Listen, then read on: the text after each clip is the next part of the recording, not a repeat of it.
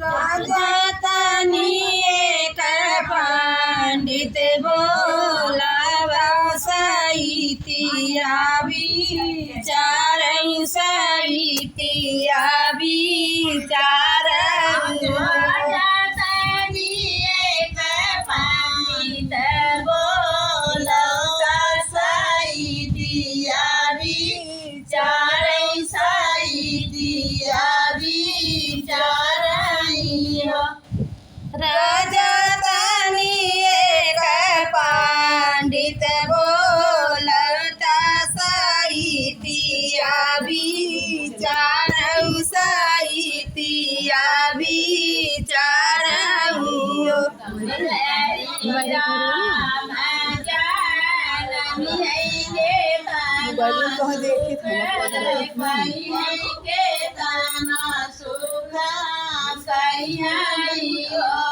राजा के तना दिन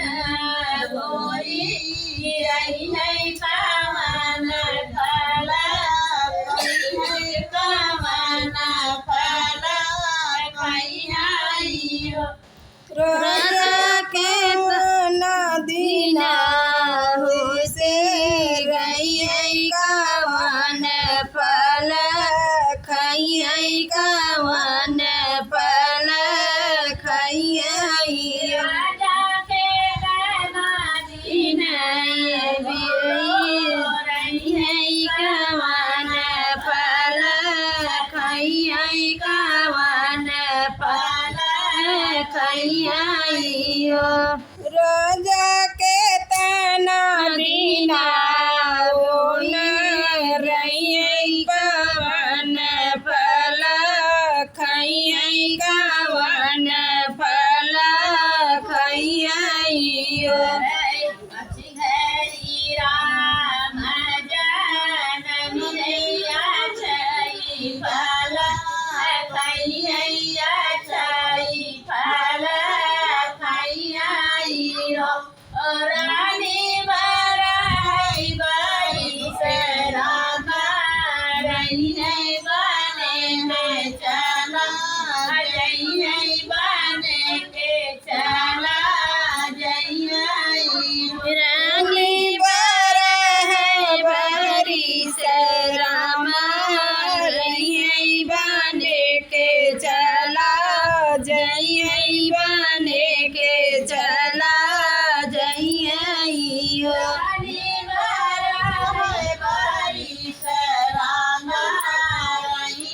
बने के चला जई बने के चला रानी बराई बारी सराम रही बने के चला जई बने के चला जई राजू पर पंडित रोया बोलाया कुछ दिन बोलाओ पंडित बालनी से बन रामा जई बानी छूटी गई बानी छूटी गई पंडित भले राम बने चला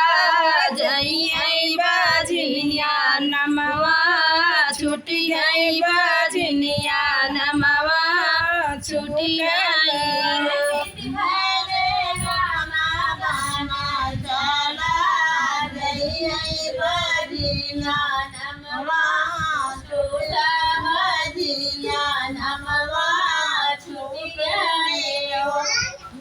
नित बाले राम बने बाला जई बाजनिया नमवा छुट्टी बाजनिया नमवा छुट्टी घाटे राम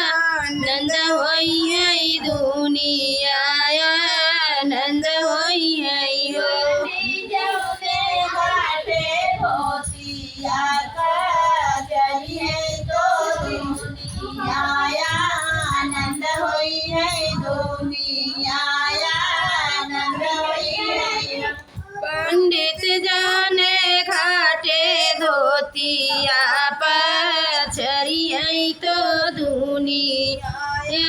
आनंद होई दुनिया